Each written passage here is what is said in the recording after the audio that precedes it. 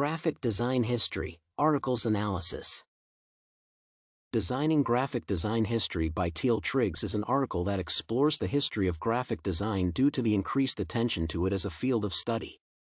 Its history was examined through a prism of looking at several pamphlets and magazine covers designed by typographers and graphic designers who greatly contributed to the development of this field. Examples of designs included works of Emigre, Zed, and Octavo. By drawing parallels between the works of different designers, the author managed to outline the peculiarities of each style. For example, question the tensions existing between art and design, drawing in a broader context of art practice, music, language, politics. Furthermore, the article found correlations between design history and pop culture theory, which both reflect the social and political events of a specific time. Graphic Design by Jeremy Aynsley is an article that reflects on its emergence as a study discipline heavily influenced by mass culture. The author defined graphic design as a term that drastically changed over time. By studying graphic designs from the early 1930s to the late 1980s, Aynsley managed to demonstrate its evolution as an art and a field of study. It is important to mention that the author paid extra attention to the contrast between mass media marketing and the political environment.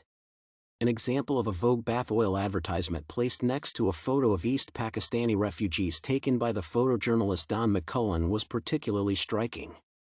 Therefore, the theme of the relationship between mass media and the political environment can be regarded as one of the main topics of the article.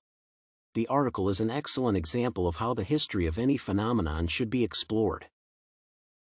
Since art reflects history, by looking at the designs of different pamphlets and magazine covers, I was able to trace how graphic design evolved throughout time. For example, '90s designs reflected the free and enthusiastic spirit of the decade, while the front cover of the National Grid No. 1 by Valentine and Wood is a clear reflection of the political changes and the emphasis on international leadership. Despite the contrast, the production of both National Grid and took a similar approach to referencing politics, music, art, and societal issues through graphic design. Aynsley's article made a strong impression as to the exploration of the mass media in the social environment, as well as the parallels between politics and media. Typographic design and advertisement as types of persuasion art is a topic mostly prevailing in the article. The same correlation between advertising and graphic design is traced to modern times, suggesting that some aspects never change and probably will not ever do. The author made the right choice to explore graphic design as a notion that never exists in isolation.